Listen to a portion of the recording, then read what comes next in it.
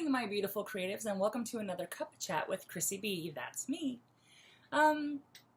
Today, my cup of choice is Yogi Caramel Apple Spice. I realize that this is being videotaped backwards for you. I'm very sorry, that's just the way that my Mac works.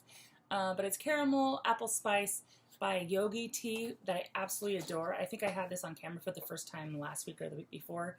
And it basically tastes exactly like a very warm caramel apple.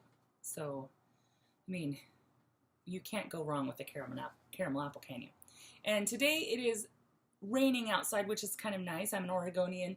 Rain is something that I really look forward to. I'm a native Oregonian, and I think this is the second rainy day of the season. So I'm really excited about that because we have had a very unstereotypically warm summer.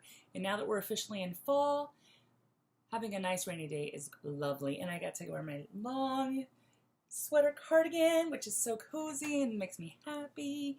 It's all about the little things, babes. It's all about the little things. That's all I've got to say. So, have you been taking your space up in the world? Have you? It's not easy, but it sure is fun, honey. I have found that this week I have given myself permission to play. I've given myself permission to be a little bit louder and to not censor myself quite as often as I do, especially in my work life. I'm not really a different person, like I explained in my last Cuppa Chat video. I'm not really a different person, but I do feel freer, so that's always awesome. I woke up really early this morning. You probably can see this in my face, but I have a tendency to be an insomniac right now. Do you see my eyes? How dark they are? I almost look like I have a black eye, but I'm just really, it's a combination of being really tired and allergy seasons. So, Mama's tired.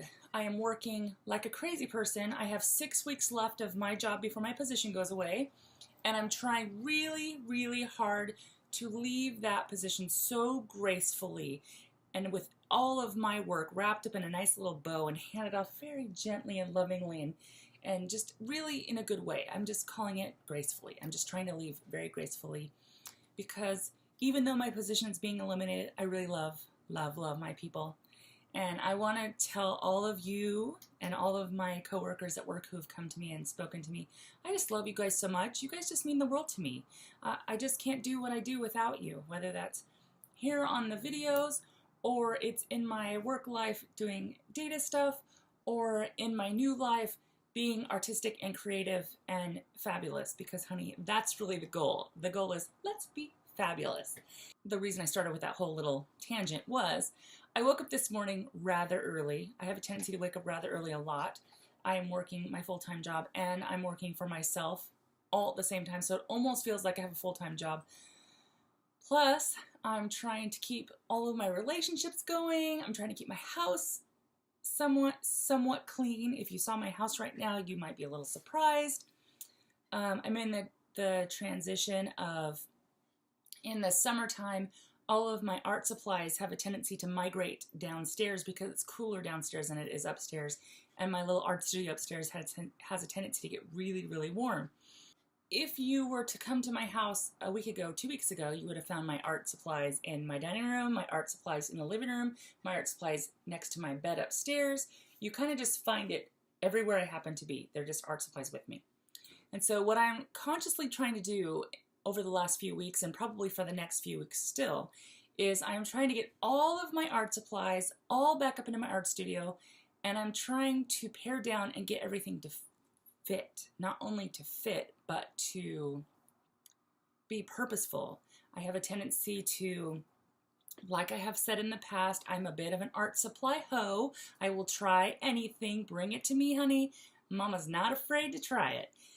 The problem with that is that you end up with so many art supplies that sometimes your brain gets overwhelmed, your space gets overwhelmed, and there's not a lot of room for the actual creating. So now that I'm going out and purposefully trying to create this new life for myself, I realize that to do that, I'm going to have to create space in my life for this world.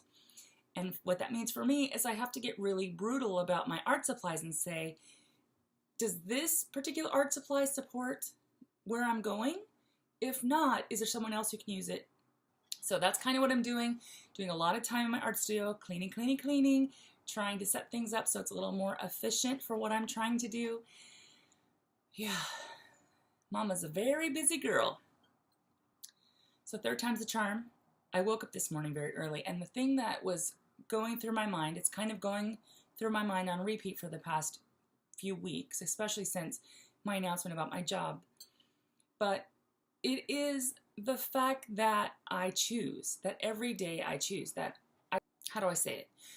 First of all, let me just tell you that I do not talk in a straight line. You probably know this now. If you've watched my videos for a while, you know I don't generally talk in a straight line. That's not the way that my brain works. However, when I'm writing, I write in a straight line, and it seems to be rather easy to understand. So I will also be posting a blog post to go with this art video, or this this beautiful Creatives Cuppa chat video, to kind of help articulate a little bit better than maybe what I can tell you verbally. So if you're interested, go check that out over there at beautifulcreatives.com, and you will see my thoughts that will go deeper than what I'm going to go through now, but let me see if I can articulate the best I can. So the thing that's been going through my mind is every decision that I've ever made has led me up to the point that I am in my life right now. Good, bad, indifferent. Every choice that I've ever made has gotten me to here. Now, I have not had the ability to control everything that has happened to me in my life, or every experience I've gone through, but I have been able to choose what emotions I contribute to things, to events that happen to me, around me, what meanings I give to them, what stories I tell myself about those events. And what I'm finding is that there was a part of me that kept saying, I'm doing this very analytical job, but I really want to be doing this very creative job. Why am I stuck over here? Why can't I do what I want to do? Why? This is great, and I make good money doing this, and I work with amazing people, but my heart and soul wants to be here so bad. I can hear her. She is nagging me 24/7. Honey, get over here. You have something you need to be doing. So there's a movie that I like a lot, and it's called The Answer Man, and I'm not sure if you know this movie.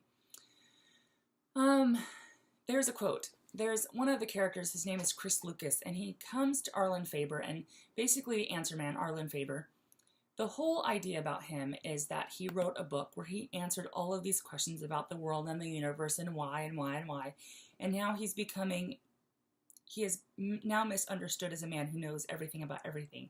But he's also become a recluse because of the success he has created because of this book, and he really doesn't like it. He's not a very big people person, and he has people trying to like sneak to him to ask him questions like, how can they solve their lives and how can they do all these things? Well, one of the characters come up to Arlen and says this: why can't I do the things I want to do? There's so much I know I'm capable of that I never actually do. Why is that? Well, Arlen responds, and this is the piece that when I heard it for the first time, it hit me so square in the forehead. But he says, the trick is to realize that you're always doing what you want to do, always. Nobody's making you do anything. Once you get that, you see that you're free and that life is really just a series of choices. Nothing happens to you. You choose. Isn't that amazing? You choose. I choose. Every morning I get up and I say, what am I going to wear today? How am I going to do my hair today? How am I going to do my makeup today? What's for breakfast? You know, where am I going to go today? Am I going to choose to go to my job? Am I going to choose to go do this? When I do get to my job, what's the first thing I'm going to do? Am I going to go get myself coffee first? Am I going to go say hi to a specific coworker first? Am I going to sit down and get uber productive right away? And how is that going to look? Am I going to check my email? Am I going to do this particular assignment? Am I going to make this phone call? Blah, blah, blah. Throughout the whole day, that's kind of how it works. And I'm sure it works that way for you too, that every morning, even as you're laying in bed and you're still snuggled under the blankets, that moment when if you're anything like me, that moment when you're like, oh my gosh, I just want to stay here all day. I can stay here all day. It would be so awesome. You still choose. You choose what attitude you choose to have. You choose what thing you decide to focus on that day. You choose what to be thankful for. yeah, you choose. And for some reason, when I woke up this morning, that hit me really hard. And not only did it hit me really hard, there was this whole thinking behind you choose. I may not have the ability to choose everything that's going on around me in the world, politically, culturally, at work, or with my family, or even with my house, my husband, or maybe there's an emergency that happens. Maybe, you know, heaven forbid, your house burns down, or there's something that you can't control. But you do have the ability to choose in that moment to choose to be thankful for what you still have, to love the people that you come into contact with, to be kind. Being kind doesn't cost anything. It's so easy to do. To not only be kind, but to say thank you and to say please, and to show, sincere gratitude. Or even something as simple as you might have just gotten out of a meeting and it was not a good meeting. It was very stressful. You have too much work to do. More work has been piled on top of you. But you choose when you walk out of that meeting that when you see somebody coming down the hallway that you smile and say, "Good morning, how are you?" That's all choices. You choose. I want to read this again, this Arlen Faber thing again. I'm so in love with it. I have it printed out, and now I am putting it in my art studio so that I will see it all the time. The trick is to realize that you are always doing what you want to do. Always. Nobody's making you do anything. Once you get that, you see that you're free and that life is really just a series of choices. Nothing happens to you. You choose. Now, as I read it the second time, I realize that that's pretty, how do you say? Okay, Chrissie, what happens if I'm in a situation where I'm not living in a free country, or I am a slave, or I don't have the ability to make choices on my own, or I know that there's other circumstances and other things that, in all honesty, I don't understand because I have never experienced them.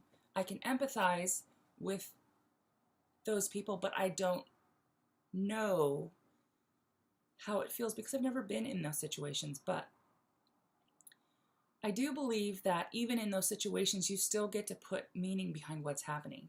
You still have the ability to choose what behaviors are going to happen because of what's happening to you.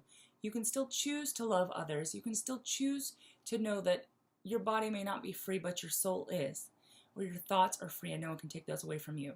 I think I'm talking about more generally and specifically to what I am going through, because I can only share my story.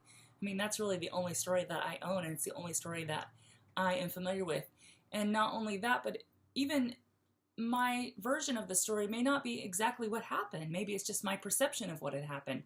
But if I had a girlfriend walking alongside of me experiencing the same event, she may have a completely different perception of what happened. So my story and my messages and the things that I say are coming from honestly a very good place, but it's really only my perception, and just know that. Take it with a grain of salt. I don't claim to be an expert by any means. I don't claim to be somebody who makes good choices all the time. I'm not even somebody who has been aware that I'm responsible for making my choices for myself. That's something that's been very new to me. So what do you choose today? What do you choose to focus on? What do you choose to do or to be or to have? What do you choose? Share in the comment section. I'd love to hear from you. I'd love to hear your thoughts in general. If you disagree with me and think I'm completely crazy, that's okay too. I don't mind hearing your thoughts. I mean, we're all different. God bless America. We're all meant to be different. Can you imagine if there were like 30,000 Chrissies running around? This world would be a very peppy place, but it would get really boring really fast, honey. Really fast. So just fair warning. I know that. We are all different. But that's what makes us so awesome. So let's see. For the rest of my day today, I will probably be spending some time in my art studio cleaning and playing, because you have to have a little bit of both. I have a coffee date with a girlfriend this afternoon, so I'm excited about that. I haven't seen her in a little while.